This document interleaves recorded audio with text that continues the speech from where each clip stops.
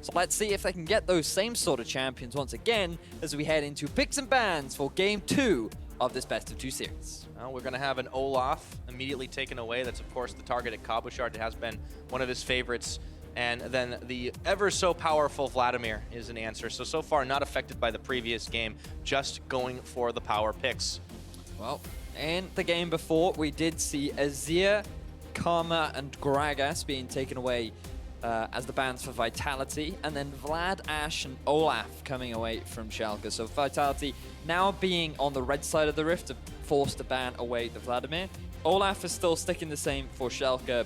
They might look to ban away the Ashe once more, but I feel like the Nidalee ban would make more sense. Yeah, well, with Aurelia removed, the Cabochard's going to have to find something a little bit different to carry on, if that's indeed the plan for him.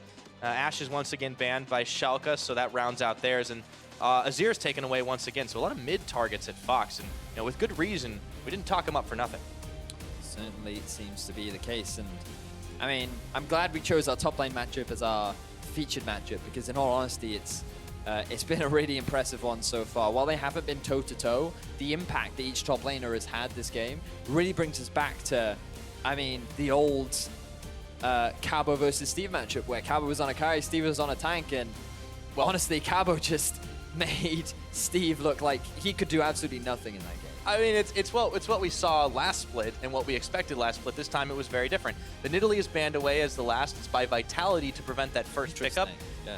Do we expect the Elise to come in here and force Shook onto something a little more out of the comfort zone or out of the meta? I honestly think that you could be right with the Elise priority, simply because now Gilius would have the advantage with the early game pressure. He doesn't do it. He does not do it. So to me, this is like Shook has to instantly go for it now. Why would you not? It fits into your playstyle perfectly. Elise and Rek'Sai are two of the strongest junglers in the meta right now, especially with Nidalee off the table. It just, to me, it feels like something that Vitality would naturally slide back into, and the fact that Schalke have let that Elise through, to me, suggests that they do have an answer for it. And if we look back at some of Gilius's prior picks, he does put a lot of emphasis on this Gragas and Elise, so I'm sure he'd be fine playing the Gragas into it, more of that utility. And let's not forget, he did get that epic Baron steal against Giants on that Gragas, so he definitely knows how to play it. Yeah, that's true. I'm a little bit more curious about the Karma first pickup. It is very powerful and it has been valued quite a lot by a number of teams, but Schalke aren't the biggest Karma first pick team. And there we go. Shook picks up the Spider Queen, and we've got a Lucian in tow with Police there. Yes, we do. So Vitality going for that early game powerhouse.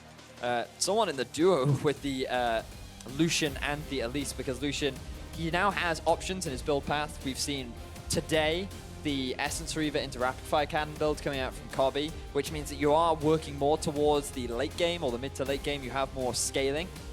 Whereas you could still go for the Ghost Blade into Black Cleaver, which did take a little bit of a hit on patch 6.12, which is the patch that we are playing on. But there was only 5 AD on the Ghost Blade, so still an effective build path that can help Lucian still have a big impact in the mid game. On the other side, interesting choices for Schalke. They pick up the Gnar for Steve, something he has been excelling on, and we talked about a little bit, touched on last game. But the Graves comes in for Gilius. The Graves that was very, very powerful and contested really last split, and has kind of started to see more play, but not a whole lot, especially with the Rek'Sai still available. I'm a little surprised by that. So this is actually really interesting, because I was having a conversation with a good buddy of mine from the UK, and he was telling me how Graves jungle seems to be rising in popularity a little bit more, because you now have a lot more burst potential if you actually decide to go Thunderlords and Xerxes Greaves. Because of the changes to Xerxes Greaves, we have a little bit more attack speed. Whoa! It actually hold has on. a lot of value. We'll get to that in a second. We got a Kennen. I'm excited. We'll talk about it in a second.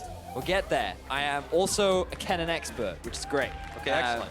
But the Graves, a lot of damage in the jungle. Typically, you want to pair it up with a tank, and actually over in Korea, we have been seeing it, because Koreans still value that high damage jungler with a solid tanky frontline, which is why I'm not a massive fan of the Gnar, especially this early on for Steve, when Cabochard, he basically wants to guarantee himself the counter pick, and the fact that he may be on that Kennen could be a bit of a problem for Steve moving forward. But let's just talk about Kennen, shall we?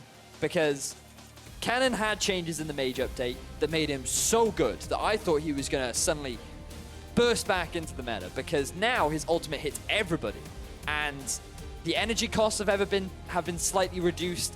His ability in team fights is just so impactful, and typically you want to put him in the top lane because a longer lane makes it easy for him to land those skill shots, and he has his E to get out of any sticky situations, but he still works as a very valid mid too.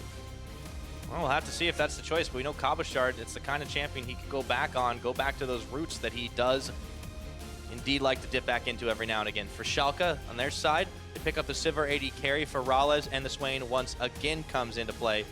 And it's all down to the last pick for Vitality. So, once again, we're seeing the Swain come out from Fox. And while you pair it up with the Sivir, it makes a little bit more sense because now you have a slightly more reliable engage tool. You somewhat lack in terms of the hard crowd control again because of this Gnar pick, which personally I'm still not a massive fan of.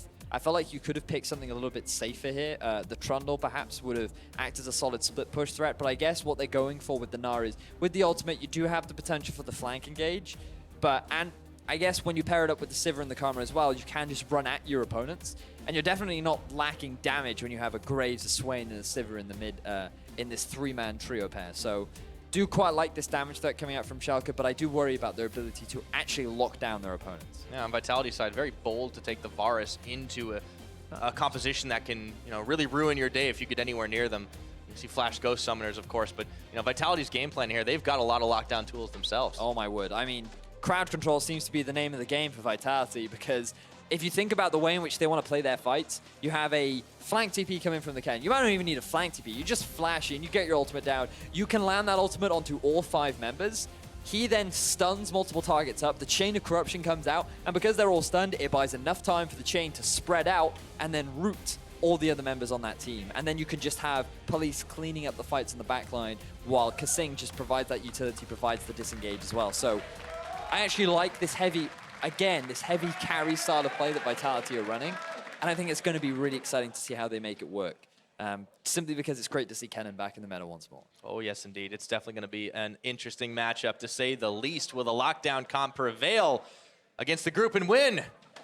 That's a good old Sivir comp for you. Hashtag S04 if you think Schalke is going to be able to return this one to a 1-1, or if Vitality can knock out only their second 2-0 in the summer split so far. Hashtag VIT win. We're about to find out because we're loading up onto the Rift. Game 2, Schalke and Vitality. And if Vitality can secure themselves a second win here, that would be fantastic for them on the standings. It would help them gain a little bit more ground towards the playoffs. And given that we've seen such mixed performances from all the teams in Europe, and seeing as, to be honest, we're now at the halfway mark, every win counts right now. Oh yeah, most teams can take a look back and evaluate where they stand and who they've faced off, but Vitality, it is very early to tell with Shook back in the lineup if this is indeed a changed team or they just got themselves a really, really good game. But they definitely seem to be playing with a lot more confidence here. They start things off looking like standard lanes, but wait, because Rales and Spraddle are swapping up, and so are Kasing and Police. So you can see here that Schalke wanted to try and get the non-standard lanes because, to be honest, Kennen sucks in lane swaps, to be frank. I mean, he just he just sucks. Largely because his Q early on does very little damage. It's actually very hard to wave clear. His main wave clearing tools are his E into his W, and in lane you want to be maxing W because it makes it a lot easier to harass. So the reality is getting standard lanes for Vitality makes a lot more sense. And while they might struggle against the Karma, who puts a lot of poke down and can put a lot of pressure down to the Braum, very similar to what we saw in Game 1. When it's paired up with a Sivir, that means that Lucian has a little bit more trading potential. What they lack, though, is that wave clear. So we could see, once again, Vitality's bottom lane getting shoved underneath that turret. Well, we will have ourselves some good old Australia lanes. The first dragon going to be spawning its Infernal. Let's take a look at those summoners, though, because you nailed it in one. The Graves Thunderlords, a little bit of extra burst available in Gilius's arsenal. So as things settle in, once again, since it's effectively standard lanes, we get to see what these junglers can bring to the table. Last game, it was certainly a hell of a party, and they were taking the lion's share of kills. So the thing for me here is the fact that we're now seeing Cabochard on hyper carries once more, and you might not consider Kennen a hyper carry, but oh my word, Proto Belt into a Zhonya's, into Abyssal. So many good things for Kennen in this patch right now in terms of build path, just so many good things. Yeah, that's a real speedy Pikachu. Really looking forward to seeing those teleport flanks. Cabo, I mean, he's back in his element, and this is great for him right now. Oh, and there's no Cloud Drake, so he's going to be slow getting into all these team fights. He's going to have to deal with so unlucky. With all this extra damage, Pyra. I mean, it's a little bit unfortunate for Cabo, but I mean, that's the problem with RNG Drake, so you just have to find a way to play around them. I had no idea you love Cloud Drake so much, Vedius. I am a big advocator of moving really fast. Okay. Well, then you'll love Schalke's comp. oh, Gilius, hello. Shotgun not effective against Spiders early game. Seems that way. Gilius, though, getting that Thunderlord's proc, but fortunately, because Shook has all this extra health from going for that mastery, it is making Gilius' life a little bit more difficult. But have a look at this support from Spraddle coming out. They decided to bring the fight to the jungle rather than bring the junglers to the fight. Ah, unlucky reset. Yeah, it's really hard to clear your camps when people just keep wanting to fight you constantly. Okay, so I'm now going to talk about this, why Kennen is so good in this meta right now. Please continue. I have to. Simply because so much cooldown reduction in the game. His core build of Abyssal, Zhonya's gives him plenty of cooldown reduction. He's very likely going to go towards the Proto Belt as well, which also gives him cooldown reduction. He's likely going to have cooldown reduction in his ability, in his runes and masteries too, which means that he's going to be quickly getting that 40% CDR, and a 40% CDR Kennen in these team fights is terrifying, because it means you can get those stuns off multiple times, it means you can stack huge amount of AP, you can also build slightly off tank, and I want to keep my eyes on what Cabochon actually decides to max second. But also, he can be such a massive lane bully because the range on Steve is actually quite short, and every time Cabo is going to pick himself up this lightning mark on his 5th hit, it means that he can just walk up, play hyper aggressively, and he's always going to be able to land that damage down. And this is why Kennen in the long lanes can be such a massive bully, and even if a jungler comes, he's fine. He's got his lightning rush to escape from any dangerous situation, and it's just enabling Cabo to be what we used to see from Cabo, this hyper carry top. And now Shook again on this Elise. Hopefully he can just facilitate this aggression and he can just continue to help Cabo succeed. It's definitely not looking good for Steve on the bottom side right now. He's in a whole world of trouble. Up in the top, it's been the opposite story with Rallis and Spraddle pushing in and really giving Police and Kasing a hard time, but you know, that's the advantageous 2v2 that they wanted. So once again, we see teams with split strengths in split lanes. Ooh, it looks Shook like coming in. Trying to get a gank down onto Fox. Yeah, Beatrice is there though. That's cool. Now, we talked about the top lane / bottom lane. And now I want to go to my favorite role in the mid. Simply because this is a matchup that we don't typically see. Varus into Swain. Now, what you'd think is ADs typically pretty good into mages because they don't actually do a great job of trading back and forth. Okay. Yeah, Spraddle's going to be fine. He's just going to laugh that one off. But yeah, the problem is for Nukeduck is every time he walks up to farm, Fox can always throw down that harass. And now the fact that he's level 6, the amount of sustain that he gets back means that he will out DPS Nukeduck in the vast majority of instances. So I can understand why Nukeduck has picked the Varus compositionally, but for the matchup, this is definitely a rough one for Nukeduck. And he's done a pretty good job of farming underneath the turret. He's going to be able to pick up this wave, and that's largely due to the fact that that one gank from Shook prevented Fox from being able to shove that wave underneath the turret, and that meant that Nukeduck could set up a bit of a pseudo-freeze, and that's how he's now building up the CS advantage. Yeah. So Shook, again, helping his laners out where they need it. And this is the X factor when you have teams just fairly evenly matched with strengths and weaknesses kind of complementing one another. Cabochon continuing to force Steve away from this, and the CS gap just keeps on widening. Nukeduck is doing a pretty good job at forcing Fox, you know, really into the zone here and out of his own comfort zone. But it does seem like we are settling in for a much slower game than we had last time, although we can hardly blame the teams for that. You know, Sifa said that in Game 2 between Splice and UOL, and then we saw all the action kick off at 7 minutes in the game. So I'd be careful, Pyra. Teams love to catch you off guard. Well, you know, the caster curse is a very real thing. It does happen from time to time. You know, and there is an Infernal Drake on the map too, so I suppose it would not do well to underestimate these teams' ability to go straight for the jugular. Shook is going to be going in for a little bit of warding himself. The blue buff not yet spawned, so he can't get it. But they are aware of his presence right now as he goes a roving, trying to find any stray camps. He just wants to keep that pressure on with the deep vision. Just look at the number of wards that are in the top half of Schalke's jungle right now. And Gilius, he can't quite match the same sort of pressure. Not going to be able to get the ward to the disappointment. Oh, chains are on. Fox, though, it gets turned around right back on him, and the minions are assisting. Yeah, he's still swaying, but got to be careful. That is one point that I did not mention about the fact that the E from Nuktuk actually does apply grievous wounds, which is a very valuable thing as a TP comes in the top lane. They're going for Spraddle and Rawlez. That's gonna be the Karma. E popped, inspired by it. They get themselves away, dodging away for most of the CC, but will it be enough? No! First Blood over to Police, looking for Spraddle, and it's Cabochard who nets himself some gold.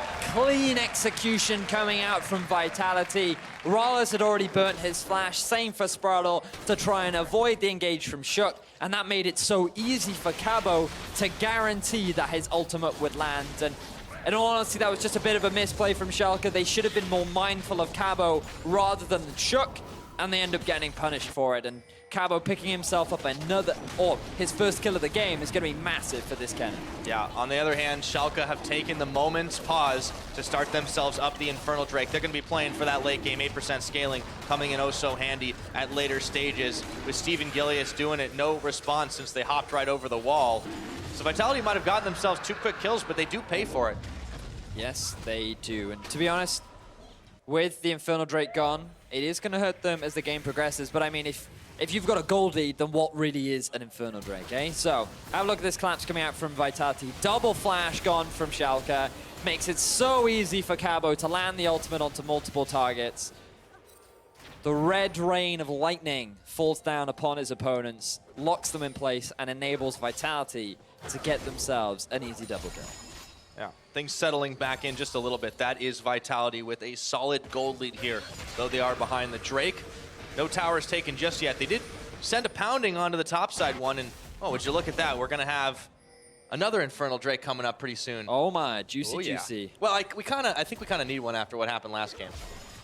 Yeah, we've got too much air in our lives right now. And water, apparently. Yeah, I mean, you can only have too much air, do you know what I mean? Sometimes you just need a bit of... I really don't, actually. You know? You've never experienced that? Some days you haven't just walked down the street and go, God, just so much air in me right now. I could really use like a match or something to change my life up a little. Dude, I ride the S-Bahn. I don't know what air is.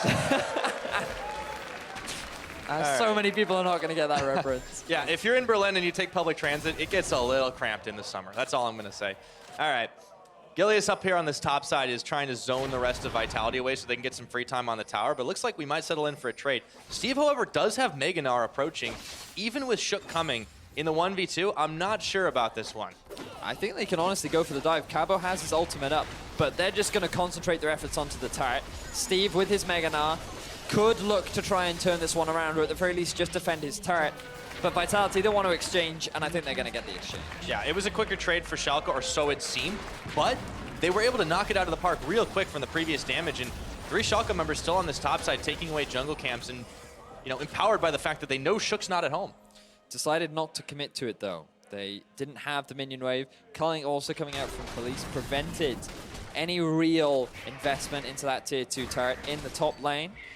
And that is just going to result in Schalke stealing away some of the jungle camps and returning to normality. So now we are going to be in a bit of a lane swap scenario in terms of how you actually prioritize your laners. Because notice that the lane is actually pushing towards Schalke right now, but Rawlez, he's going to push this one out, so it would be better to actually send the Kennen up there and send both Police and Kasing to the bottom half of the map to then push that wave underneath the turret to then get it bouncing back to you so that you can then have Cabo collected later. So the fact that they're sending Police up to the top lane could hurt Cabo later on, but the fact that Steve, he's actually missed a bit of an opportunity because he's just shoving the wave back underneath the turret, and they're not going to deny Cabo anything. No, and Cabo, it's going to be hard to deny him a lot of the action right now as well. He finishes his proto belt, so that is going to be a real speedy Yordle as he goes running through the fights. and he's going to go for the Abyssal next. You can see he's picked up that Fiendish Codex, decided that he's not going to prioritize the magic resistance, largely for his lane opponent, but also because Fox is the only major magic damage dealer. But it is too valuable of an item on the Kennen to just ignore it. So he's going to pick that one up next, followed by the Zhonya's to allow him to stay nice and healthy and tanky in these fights. And I mentioned earlier on, I want to keep a record of what he's deciding to max. He is going for the Shuriken max second. And the only reason I mention this is because some Kennens have, in the past, maxed E second, only because it actually gives you armor and magic resistance when you're in that electrical surge. So you can be surprisingly tanky in this Kennen, running into fights where people think they can nuke you down, but on top of an Abyssal Zhonya's and the extra MR and A armor you get, he becomes a pretty beefy frontline. Yeah, but for the time being, they're not too worried about what they're going to be able to get done in fights because they just keep trading in towers. We already had the top trades and bot trades, but the inners actually go as well. So neither team bites on the other's bait, and as a result, that's a lot of gold flowing in. But you can see Vitality are actually committing to this with Cabochard, but Schalke around the side to dive onto Nukeduck. In they come! He lands the chains, but the blowback is there, and Nukeduck flashes the wall! He gets away! I don't believe it! In comes Cabochard to save the day! Or is he the one that's gonna pay the price? It looks like it. Rollins will fall on top, though. A 1-for-1. Oh my word. I thought that was going to be such a massive cleanup for Cabo, but a quick exhaust coming out from Spraddle mitigates so much of the damage, and that results in Cabo being on the back foot, getting caught up by the never move, and things just went wrong. But Rales, for some reason, he ends up staying underneath the turret a little bit too long and gives away a return kill. Yeah, Shook is going to be going in for Spraddle, and they managed to get away as they clear the wards. Oh man, the crowd is definitely getting pretty hyped for today's games. Yeah, Nukeduck, I mean, he was a dead man here, but what do we say to the God of Death? Not today. Not today, and good ultimate coming out from him, but then look at this from Cabo. Very quick exhaust, and Rales, he doesn't even realize he's, oh my word, that was so good, because he doesn't realize he's still tanking the turret. He wants to go back in to help Fox out, and then because he actually walks back in range, Cabo gets the stun off with his W at the last second and is able to get the return kill. So really impressive stuff coming out from Cabo to net 1 kill. Yeah, that's what we call an oopsie, unfortunately. Steve, he's moving on up in Meganar, and he does get a big one against the wall. Shook, though, is going to have to burn his flash to get away. No follow-up there from the rest of Schalke. And Nukeduck just keeps on pushing them away from the tower. Yeah, we're definitely in for an action-packed game, that's for sure. It's just a little less death-filled so far. Certainly seems that way, but now with the Infernal Drake having spawned, that could very likely change. Cabo, he has his ultimate, but he has no flash, and I think Vitality are just going to have to concede it. Yeah, Schalke's right on it, and they do take it, but they give up Gilius. It's a 1 for Dragon. And now Vitality have the position to take this tier 1 mid, and it's going to go down uncontested. So that's going to give Vitality the turret advantage, as well as extend their gold lead. But Schalke, having those 2 Infernal Drakes is something that Vitality have to be very mindful of. Yeah, as the game goes on, that's definitely going to help out more and more for Schalke, and Vitality, you know, just a little bit slow on the draw. They could have had a little bit more as they were able to take out Gilius and the rest of the team bailing away, but that might be the last Dragon fight we see for a while. Oh, no, thank God, we've got the Cloud Drake. That means that Cabo, he's not going to struggle so much getting into these fights because of all that movement speed that he's going to get off the back of it. It's going to be so beneficial. We have to be careful, though, that our observers can even keep track of how fast he's going to be moving. I think he needs tier 2 boots before we start worrying about that. No, but he doesn't, because now if he gets the Cloud Drake, he doesn't need boots at all, Pirate. All right, I'll take your word for it. Obviously, he doesn't give that many benefits, but still, Cabo deciding not to pick up those boots actually could hurt him, because it will be difficult for him to get into these fights without his flash up. I imagine Sork boots will be his priority, because the penetration is just that much more valuable, but the later the game goes, that penetration does start to fall off. So that's, by the way, the second game in a row we've seen Vitality opting for the Rift Herald about 15, 16 minutes and giving it to Cabo to make sure he can split push, to make sure he can get into those fights a little bit quicker as well. But the damage is half for range champions, so on that cannon, it's going to have slightly less value, but still not useless. which is important to know. It does make Cabo a little bit harder to kill. But having a look as well, Steve, he's actually decided to close the gap a little bit more. I was a little bit wrong in my prediction with Cabo Shard simply because Fiendish Codex, I always forget, also builds into Zhonya's. It's not a needlessly large rod anymore. So, unfortunately, still too old school for the new up-to-date Zhonya's. And it's still going to be fantastic for him in these fights. And I think the armor actually makes a lot more sense in the comp that he's going up against. Yeah. For now, Steve is doing his best to look tasty, but look at where the rest of Schalke are around the back of the map, and they have baited Cabo Shard in. Well, when there's a teleport, you gank it. They run right on in there. He does go golden for just a second, buying some time, but there's a quick ultimate out of Gilius, collateral damage, and that is exactly what it is. It's going to be towers traded, but Schalke are the quicker ones, and they have also taken the life of Cabo Shard to boot. No vision on the map from Vitality, and honestly, it's one of those things where you could have said to Cabo, well, you should have expected it, but in the situation, he just wasn't aware that the collapse was coming down from Schalke, and he might have been able to get a return kill onto Spraddle, or at least force the exhaust out, but if it wasn't for a good ultimate from Steve to knock Cabo into the wall, there was no way he was getting out of that situation. So, good collapse coming out from Schalke, but Vitality, they still respond with the turrets down in the bottom half of the map.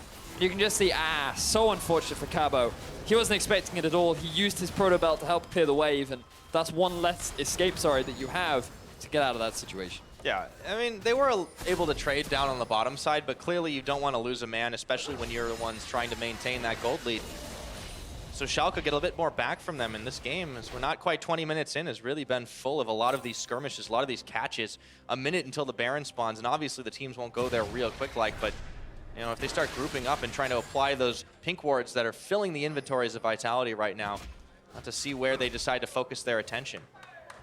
Yep, certainly seems to be the case. I mean, pink wards at this point in the game, very, very important. Helps you really maintain control of these big objectives that you're going to look to contest, especially with the big team fight comp that Vitality have drafted for themselves. And Vitality need to be very mindful of the fact that Schalke, they want to try and contest some of these big objectives. But they are going to steal away that blue buff. Now, moving forward, Schalke looks like they're setting up a bit of a 1-3-1. They do have the double teleport, and because Nukeduck decided to go for the Ghost, he's not going to be able to match that sort of side lane pressure, which means that Cabo has to deal with him. And Vitality... Ooh, that's a value blue trinket. Yeah, that is value right there. Very good awareness coming out from Fox. And this is the sort of awareness we were talking about earlier on.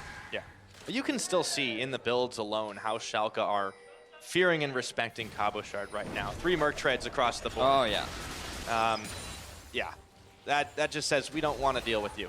Makes a lot of sense. I mean, there's a lot of CC in general. Yeah, there is a lot of CC. So the Merc Tread's definitely making a lot of sense. You want to pick up that tenacity as soon as you can. But still, the fact that Schalke, right now, even in a gold deficit, have themselves 2 Infernal Drakes. Their mid laner is pretty healthy right now. The only one that's really at a deficit is Rales, who, even in that deficit, still working towards completing that second item, which is likely going to be finishing relatively soon. Yeah, he's almost got the gold to pick that item up, so Schalke, they're not too far behind. There's plenty of room for them to come back into this game. They just have to be very mindful on how they execute these fights, and that exhaust from Spraddle really could be game-changing. Yeah, waiting for the power spikes too. I mean, you've got 2 Infernal Drakes right now. That gives you 16% of your AD and AP bonus. You've got Fox, who we've seen really step up in the clutch when he becomes a late game monster. We've got, Graves should be fairly hard to kill the longer this game goes on as well, but I feel like the back of this is going to be on engages with Steve.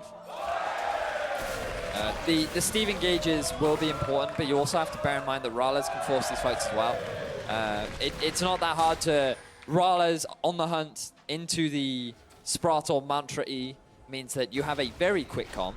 Stack a Cloud Drake on top of that, and you basically become like an Olympic running team. All right, I get it. We're fighting over Vedius. You've convinced me. But still, in all seriousness, that it will add an ever so slight more value to this very fast running comp, and it makes it that much easier for Steve to actually get to the backline and land that big AoE Gnar ultimate to set up for his team to then try and take the fight. Yeah, so Cloud Drake gets quickly dispatched by Schalke. They've been the Dragon Masters this game. Yep.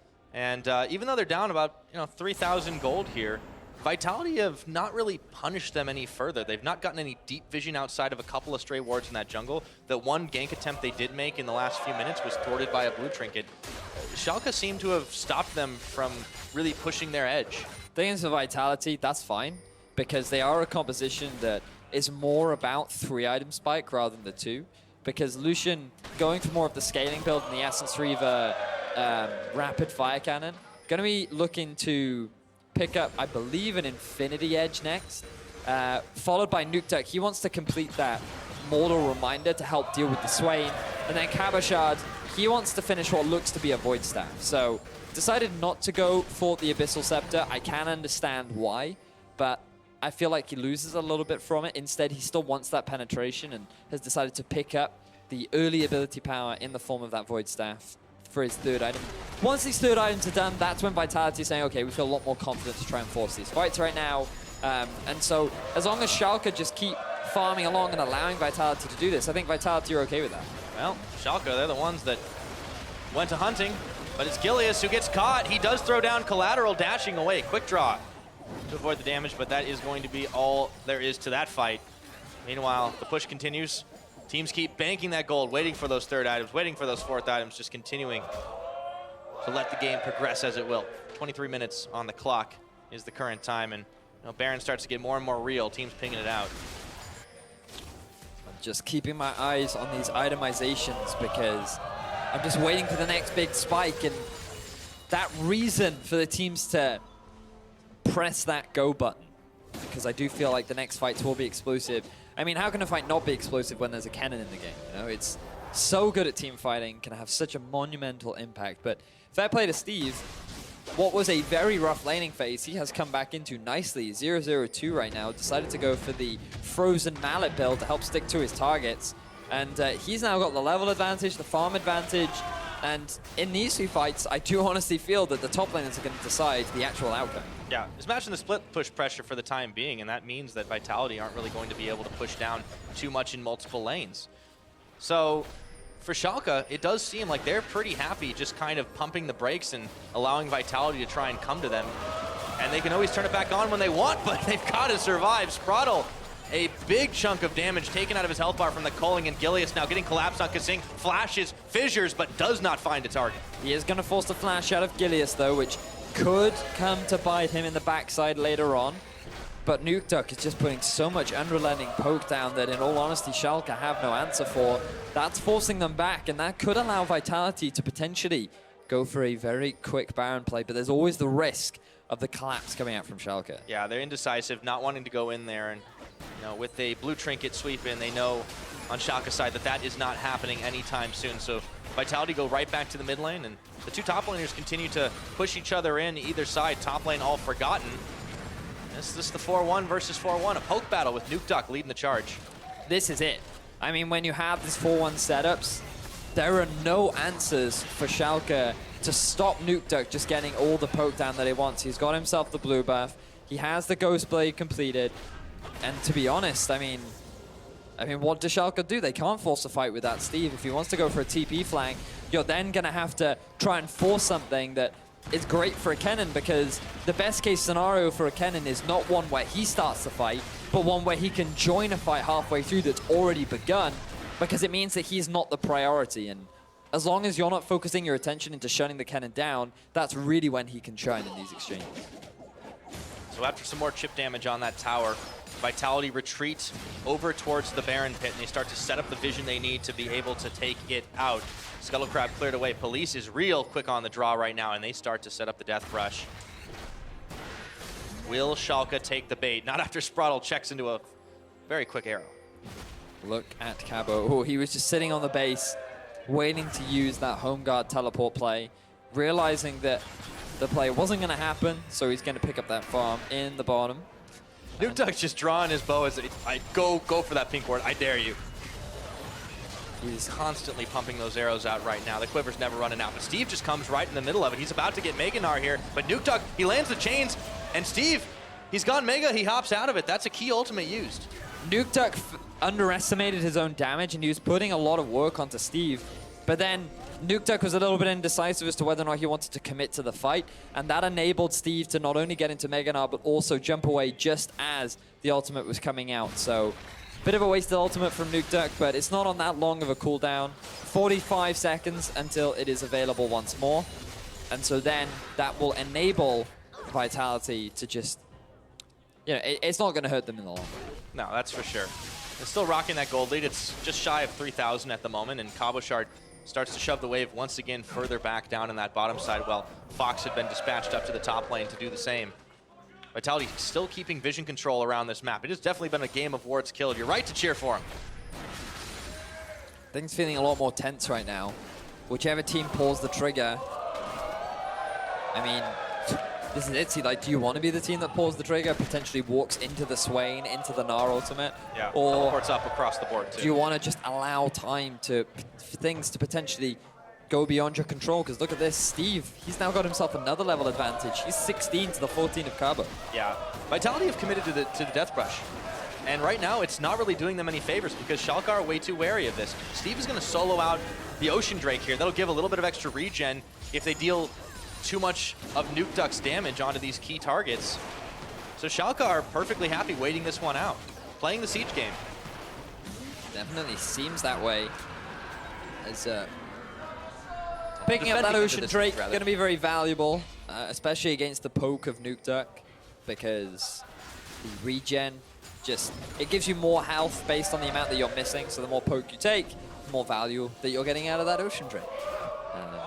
I do. That's one way to look at it. I don't know if you should necessarily take the poke, but speaking of, the Baron is taking a whole helping of damage. It's down to 3,000 here. Chains are on. It's not going to connect, but Vitality, they've started to peel away as the teleport's coming in. This is a 5v5 we've been waiting for. Oh my word! Exhausted, but he doesn't care. He's done his job. Steve gets a knock against the wall, but Police will live to fight another day. Shook, however, may not be so lucky. Repels into the shotgun of Gilius. And it looks like it's only a matter of time before the end of the line. A 1-for-1 fight. Wow.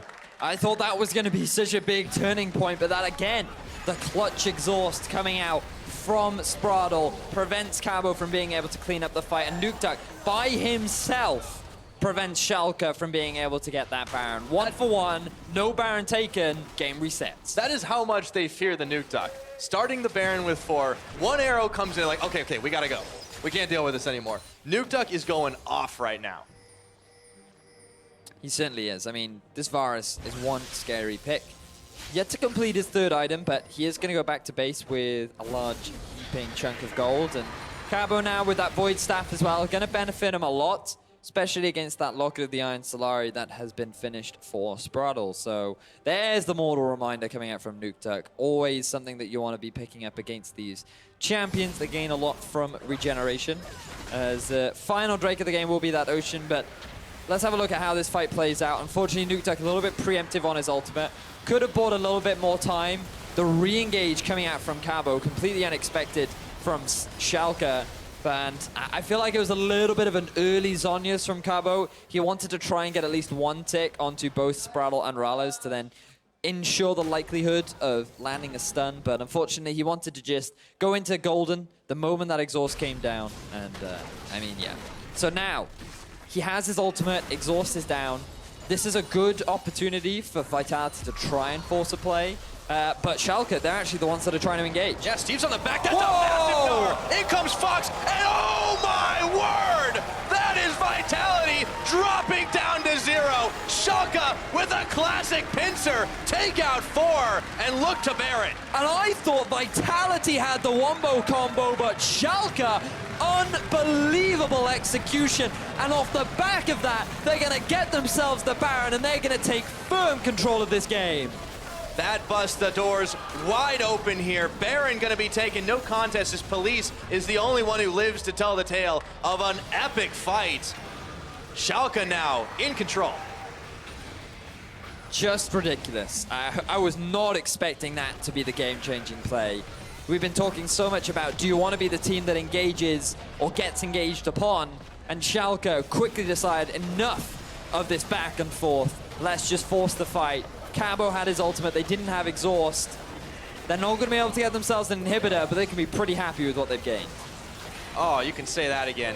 So Vitality spawned just in time to start saving their base, but they've got to deal with 2 waves pushing against them in the top and the bottom. So many dragons coming into play here, but let's see how this positioning changed it all. Instant ultimate from Kasane.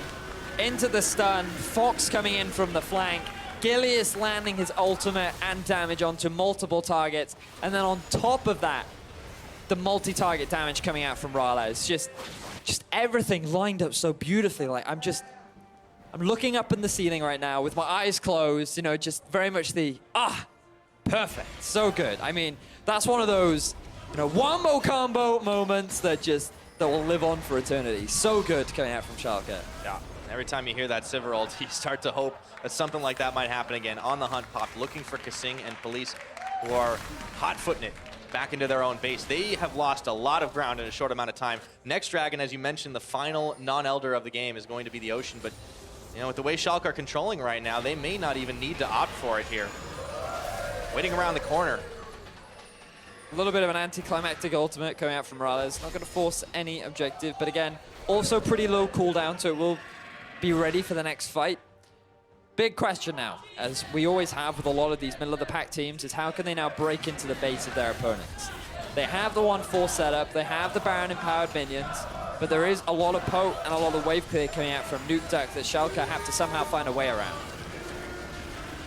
Schalke trying to even up this series, 1-1. Vitality just hoping desperately to pick themselves up a full 2-0, but Cabochard is keen to turn it around. He goes golden after his full channel, but it's just not enough damage anymore. Having to burn flash, and he's got nothing left in the tank. Steve, a big Gnar against the wall, and they get 2 just like that. It's inhibitor time with Rales on the hunt, finds Nuke Duck, boomerang out, forcing Shook back, and Fox can't quite finish the job, but they're back to Fountain, licking their wounds, and Schalke are knocking on the front door. And look at those death timers. There is no way that Vitality are going to have enough to stop this push. Schalke, they're going to be able to equalize the series 1-1 and knock down Team Vitality. Cool, what a game. That was fun. Oh yeah, what a series, man. All said and done, it's 1-1, but these teams really showed up to play today. I don't know what they were eating for breakfast, but I want some. And, I mean, you saw that final team fight. We're likely going to get a replay of it later, but the attempt of Cabo to try and clutch back what was left, going for that flank engage, it just wasn't enough, unfortunately. 2-4-2 on the cannon. Things looked super promising earlier on. But I feel like we're now seeing the difference between Shook having a really good early game and Shook not really doing very much in the early game. And when you had a 7-1-8 Shook in game 1 to a now 0-2-1 low kill game, it does seem to think that Vitality still demonstrating that they're a bit of a momentum-based team, that if Cabo's not rolling ahead and if Shook isn't having that big early advantage, then Vitality just seem to be a little bit too slow to actually pull the trigger. I think you hit the nail on the head with momentum there, because yeah, Vitality seem to have it all together when they are on the front foot, but when they're backpedaling, there's not so much they can do. They were controlling the tempo of the game fairly well off the back of Nuke just forcing them back. But nonetheless, they still seemed like a much more cohesive team than we have seen from them. And this loss, though they, was pretty much off of one big fight, it was not brutal. No. They did not get completely demolished, and that is a very hopeful thing for this team that is trying to claw back their reputation here in Europe. And we heard from them saying that we know we're not a great team right now. We know that we're not performing as well as we should be. And we'll take ties. We just want to make sure that we can get some wins on the board. As long as we're not going 0-2, we're a happy team right now, because we know we've still got growth, and all that really matters is playoffs. Yeah. We're at the halfway mark right now, and Vitality, they're comfortably sitting in the middle of the pack. And so they just need to make sure that they don't lose any big games, and playoffs is their goal. So as long as they can keep things up, it's very much about how then do you adapt to playoffs and how much can you improve in the time frame that you've got now that we're hitting the halfway mark. Yeah, that's true. But they definitely need to start taking a few wins at the very least against some of these weaker teams to prove that they can take them all out. It's all well and good if you can take a team, a great game off a team like G2, for instance. But and also Schalke, who are really coming into their own as a powerhouse here in Europe. Yeah. But you can't afford to start losing to those teams lower in the standings. else you'll be losing out on very easy points. So, hoping to see a little bit more from them, but it's a nice start for Vitality coming back with, with their new old jungler.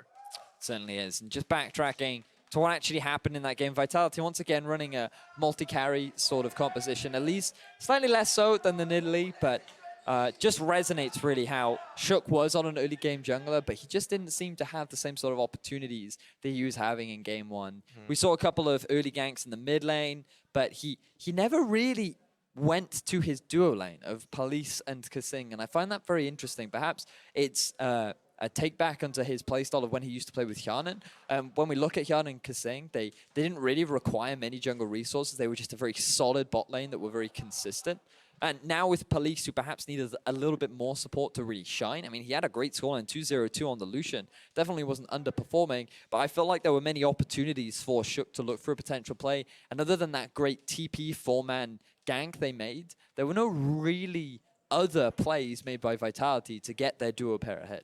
Yeah, so it just wasn't them. It just was them not really doing enough to get themselves in that position. We talked about how they kind of felt comfortable sitting back and letting Nuke Duck just kind of do his thing. But I feel like that kind of lulled them into a false sense of security, which, by the way, bit them in the behind pretty big time with that big flank. And we've actually got a replay of that because I have to see that again. That was incredible. Let's roll it out. In a minute. In a minute. There we go. There it is. So this wombo combo, so good. It just, the fact that Gilius is getting all of his, he's in a line, so he lands the collateral damage onto multiple targets. Fox coming out from the bush, completely surprising Vitality and being able to land that root down. And then on top of that, you've got the Sivir damage, just hitting onto multiple targets with the Ricochet, the 4-man Gnar. It's just... Well, Rallis was completely untouched so because good. there's nothing you can do. I mean, there's nothing you can do. Your health bars just get melted through instantly, and it's kind of demoralizing. But all the same, 1-1 on the day for both teams. Considering the way they fought, you cannot take anything away from that. Now, for more on that game, we're going to go ahead and head over to the analyst desk to break it down. Well, yeah, because we have two fantastic guests here in Gilius and Shook, right back in the LCS, right back on the analyst desk. First, welcome back, and tell me how that first series was for you. Thank you. It felt pretty great. Like, I've played with the team for like 2.5 days now, so I still have to get into the competitive aspect of the game again, and I think we're improving every day, so it's going good for me. How did it help that in game one you were able to play the Shook style of game? You were able to go ahead, gank, and get those early kills? Yeah, I think I was allowed to do exactly what I want to do in a game like that, and I did exactly what I should have, and I think I played pretty well that game.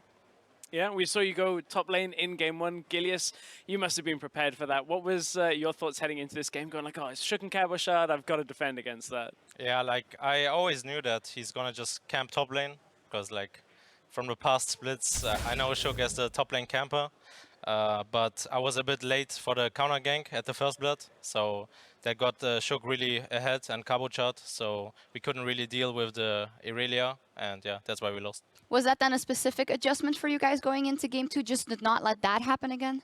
Yeah, that's why we took the lane swap, because we were a bit scared of that happening again.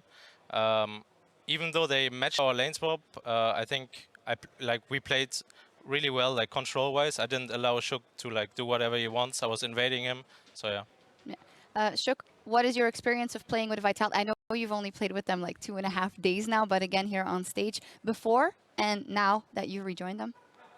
I think we still have a lot to improve on. Like, there's still like vision issues and just overall gameplay, macro-wise and stuff. But I think we're on the right track, and yeah, I'm gonna do my best. Yeah, how have you been handling when you weren't on the LCS stage? Were you still playing as much? Did you know that this was a possibility, or you can be honest? Yeah, I knew it was a possibility for sure. Yeah, and I just took quite a big break, I would say. I haven't played too much solo queue now, but I'm back at it, so I have to. Yeah. Something we were talking about a little bit earlier with regards to your team. Obviously, AD carry change from while you were last playing. Is that actually a big change for you? Is that something in the team that's a wildly different dynamic? I have no issues with AD carries. Like, as long as they do what their job is, like push the wave and just come with the team and do what they're supposed to do, then I can see every AD being good if they just do what they have to do. Just do what you have to do. Exactly. So you wouldn't want to play with Peke, maybe. Just die here or there. Shots fired. Yeah, wow, it's been a while since you've had one of those. I want to talk overall meta, perhaps. Gilius, I'll send this your way. As you said, Shook, only 2.5 days, so maybe we'll send this over to Schalke. You guys prioritized Shen as a last pick, actually, in game one, and then it wasn't picked in game two. Is there anything that you see that maybe Shen isn't so good for right now that makes it drop priority in your mind? Because we've seen a lot of people pick it first over in LCK and in today's games. The reason we picked it in game 1 was to counter Irelia, basically. Because I think the W of Shen blocks like auto attacks, so Shen can do really well on lane. Like you could not really see that it's a counter pick because Steve got smashed that game because he got camped. But yeah, it's usually a counter pick. And in game 2, we decided to ban Irelia, so we didn't really need to pick Shen. So you don't feel like the global aspect is worth picking Shen at a high priority like other teams? I think it's pretty strong. Like it puts like this mental pressure on you. If I gank here, there's gonna be a huge ass shield on the guy. So yeah, I think Shen is pretty strong at the moment, but we thought Gnar would just fit better into the team comp because Gnar gives us hard engage and Shen only has a little taunt. So yeah. It worked very well on the hard engage as Yeah. well. That last fight. Oof. Yeah, it did. 1-1 for you guys. Player of the game in this one is Steve. Shook, you were it for game 1, so that's a good re-entry into the LCS. But Good Steve, he did have some big moments again. Steve, he does turn up when it's necessary, much like you last week with the Baron steal and then the finish of the game. So where do you feel the team is at right now after kind of the dip in week 2 and 3?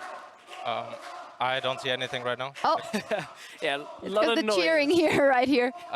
So I think we're in a really good spot right now. We are like a deserved top 5 team, I would say. We will keep fighting to get into playoffs, and I think today we played kind of scared. I don't know why, but everyone was a bit more scared than usual. So Because of Shook, obviously. Obviously, yeah. yeah, maybe, but I don't know. Usually we are really aggressive and can even beat the top teams, but today we didn't really show up. But yeah, we will work on it. All right, still a 1-1. And over in the LCS studio, Origin and H2K are in their second game of the day. Origin took game 1 over there, but H2K is looking to even out the series at 1-1. I'm just going to take a peek. 4-8 in kills in favor of H2K. Anything crazy? Nah, not Fairly crazy. big gold lead Yeah. as well. 6K lead. Ooh, right now 6K for 'em. lead. So, Wow. Yeah. Looks strong for Before H2K. 20 minutes too. Speaking- Exactly. That's over in the studio on EU LCS 2, but we are going to make like Maokai and leave, but not for long. We have our match of the week between Fnatic and G2 coming up. Don't go anywhere.